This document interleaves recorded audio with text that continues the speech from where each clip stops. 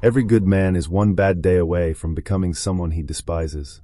We imagine morality as solid ground beneath our feet, firm, steady, reliable.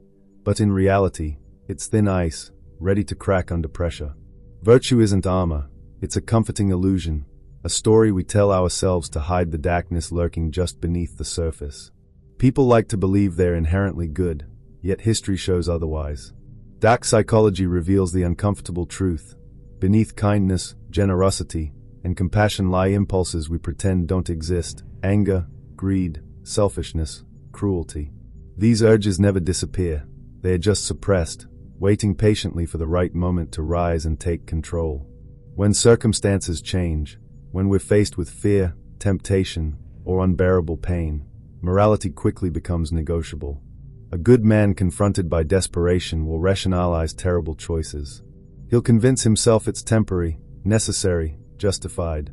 And once virtue is compromised, once integrity cracks, the darkness within doesn't simply retreat. It takes root, spreading silently until there's no turning back. The bitter irony is that our confidence in our goodness blinds us to how easily it can collapse. Our virtues are fragile precisely because we believe they're unbreakable. The moment we think we're immune to moral failure is exactly when we're most vulnerable. Dark psychology teaches that goodness is conditional, dependent entirely upon circumstances we can neither predict nor control. It waits for our worst moment, our weakest instant, to show us exactly who we really are. The seduction of power.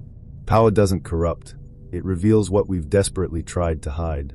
The moment someone tastes real power, the ability to influence, control, dominate, they begin to lose sight of who they thought they were. Good intentions fade, replaced by a hunger that grows quietly, relentlessly, consuming morality piece by piece. It's not that people seek corruption, but that corruption inevitably finds those who chase power. Dark psychology teaches that authority is addictive precisely because it exposes human vulnerability. It promises freedom but delivers slavery, binding individuals to the constant need for validation, obedience, and control. Power seduces subtly, whispering reassurance to the insecure, promising respect to the overlooked, and offering revenge to the wounded. By exploiting these weaknesses, it convinces even the most principled people that morality is just an obstacle in the way of true strength. The cruelest trick power plays is convincing us we're in control, even as it gradually takes control of us. At first, small abuses seem justified, necessary sacrifices for a greater good. Soon, the lines between right and wrong blur completely, and what once seemed unthinkable becomes routine. The dark truth is that no one believes they're becoming corrupted until it's too late to reverse course. In the end, the pursuit of power reveals that virtue was always negotiable, morality always conditional. Power doesn't force good men to become weak, it simply gives them permission. And once they've tasted that darkness, few have the strength to return to who they once believed themselves to be. Manipulation and the shadows of influence. No one believes they can be manipulated until they already have been. We all think we're immune, too smart, too aware to be influenced by others.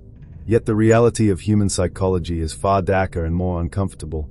Manipulation thrives precisely because it feeds off our trust, kindness, and openness. Those virtues we proudly display are also weaknesses, vulnerabilities that dark personalities patiently exploit. Dark psychology reminds us that manipulation is rarely obvious. It's quiet and subtle, often hiding in friendly conversations, disguised as concern or guidance. The manipulator studies human behavior closely, mastering the art of understanding what others desperately want or fear. They recognize hidden insecurities, the secret desire for acceptance, the fear of rejection, and leverage them effortlessly to gain power, influence, or control. The uncomfortable truth is that good people become weak because manipulation preys upon what makes them human, the deep need to feel seen, understood, and valued. Once someone offers this validation, they gain immense power. Trust is slowly given, defenses gradually lowered, until the victim willingly sacrifices their autonomy. Eventually, manipulation becomes so subtle and effective that the victim begins defending their manipulator, believing the exploitation is kindness, or worse, love. This is why manipulation is so terrifying. Victims often become willing participants in their own betrayal. They surrender morality piece by piece, making tiny compromises to please someone else. In this way, good people don't simply lose their way. They are guided carefully, deliberately off course, led deeper into darkness until they no longer recognize themselves. Ultimately, manipulation reveals a harsh truth about human relationships.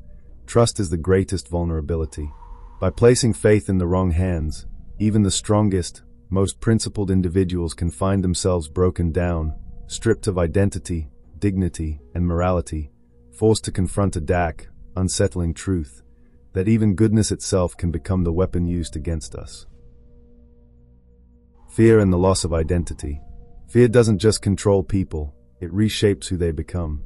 We all like to believe we're brave, unbreakable, secure in our sense of self, yet when fear grips the mind, it strips away identity piece by piece, leaving behind only a shadow of the person we thought we were. The unsettling truth about fear is that it reduces even the strongest among us to someone desperate, someone weak, someone we'd never recognize in the mirror. Dark psychology shows us how fear systematically dismantles morality. It manipulates our natural instinct to survive, hijacking rational thought, dignity, and principles, until we willingly betray our own beliefs just to escape its grip. Under the influence of fear, truth becomes negotiable, loyalty disposable, and courage a forgotten luxury. Good people become weak because fear exposes what we truly value, not virtue or integrity, but security at any cost. Once fear takes root, it alters reality itself. A person no longer acts from reason or conscience. Instead, their choices become reactions to imagined threats, real or perceived. Fearful individuals surrender their autonomy, accepting manipulation willingly, even gratefully, if it promises relief from their anxiety. They silence their own convictions, convincing themselves that survival justifies their moral collapse. The harshest truth about fear is that it creates a prison built entirely in the mind, one invisible to outsiders but brutally real to those trapped within it.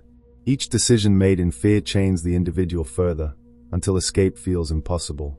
Eventually, they lose sight of who they were, becoming defined only by what they fear most.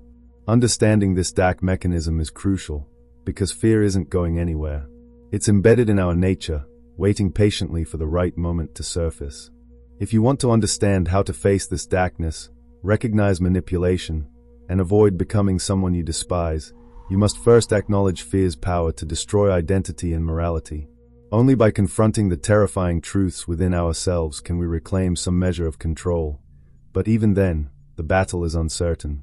If you're brave enough to explore these unsettling truths, to see human nature clearly without comforting illusions, subscribe, because confronting reality is the only chance we have to resist becoming who fear wants us to be. Temptation and the illusion of desire.